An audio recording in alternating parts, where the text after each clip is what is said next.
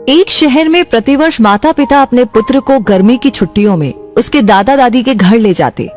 10 से 20 दिन सब वहीं रहते और फिर लौट आते। ऐसा प्रति वर्ष चलता रहा। बालक थोड़ा बड़ा हो गया। एक दिन उसने अपने माता पिता से कहा कि अब मैं अकेला भी दादी के घर जा सकता हूँ, तो आप मुझे अकेले को दादी के घर जाने दो। माता पिता पहले तो राजी नहीं हुए, किंतु बालक ने जब जोर दिया तो उसको सारी सावधानी समझाते हुए अनुमति दे दी। जाने का दिन आया। पिता बालक को छोड़ने स्टेशन गए। ट्रेन में उसको उसकी सीट पर बिठाया, फिर बाहर आकर खिड़की में से उससे बात की, उसको सारी सावधानियां फिर से समझाई।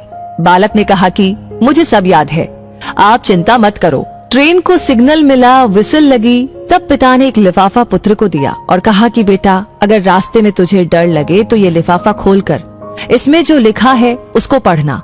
बालक ने पत्र जेब में रख लिया। पिता ने हाथ हिलाकर विदा किया। ट्रेन चलती रही। हर स्टेशन पर नए लोग आते रहे, पुराने उतरते रहे।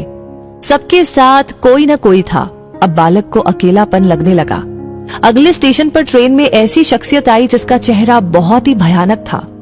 बालक पहली बार बिना माता पिता के, बिना किसी सहयोगी के यात्रा कर रहा था। उसने अपनी आंखें बंद करके सोने का प्रयास किया, परंतु बार बार वो भयानक चेहरा उसकी आंखों के सामने घूमने लगा। बालक भयभीत हो गया, रुआंसा हो गया।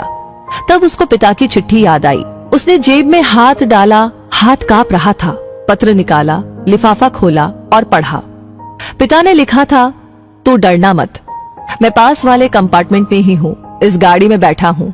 बालक का चेहरा खिल उठा। सारा डर काफूर हो गया। जीवन भी ऐसा ही है। जब भगवान ने हमको इस दुनिया में भेजा, उस समय उन्होंने हमको भी एक पत्र दिया है जिसमें लिखा है, उदास मत होना, मैं हर पल, हर क्षण, हर जगह तुम्हारे साथ हूँ। पूरी यात्रा तुम्हारे साथ करता हूँ, केवल तुम मुझे स्मरण रखते हो। सच्चे मन से याद करना, मैं एक पल में आ जाऊंगा। इसलिए चिंता नहीं करना, घबराना नहीं, हताश नहीं होना। चिंता करने से मानसिक और शारीरिक दोनों स्वास्थ्य प्रभावित होते हैं। परमात्मा पर, प्रभु पर, अपने इष्ट पर हर क्षण विश्वास रखे। वो हमेशा हमारे साथ है, हमारी पूरी यात्रा के दौरान, अंतिम सांस तक।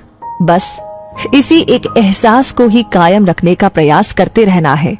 सब कुछ उस परमात्मा पर छोड़ दे जिसकी मर्जी के बिना एक पत्ता भी नहीं हिल सकता। तो दोस्तों, ये कहानी आपको कैसी लगी? अपनी राय हमें जरूर शेयर कीजिए कमेंट सेक्शन में लिख करके। लाइक आपने ऑलरेडी कर दिया है तो फिर अगला काम है जो बहुत इंपॉर्टेंट है, और वो है कि इस वीडियो को ज्यादा से ज्यादा लोगों के साथ शेयर करना, क्योंकि इस वीडियो की जरूरत है बहुत सारे लोगों को जो इस टाइम परेशान है, चिंता में है, जिन्हें लग रहा है कि दुनिया खत्म हो गई है। लेकिन अब आपको पता है कि ऐसा नहीं है। ईश्वर हमारे साथ है, हमारे अंदर है। हमें स्मरण करना है क्योंकि वो हमेशा हमारे साथ है। तो शेयर करना बिल्कुल ना भूले। साथ ही साथ आगे हमेशा ऐसी कहानी आपको समय समय पर मिलती रहे, तो उसके लिए एक छोटा सा काम करना जरूरी है, जो है हमारे पेज को फॉलो करें। तो बस अगर आपने फॉलो कर लिया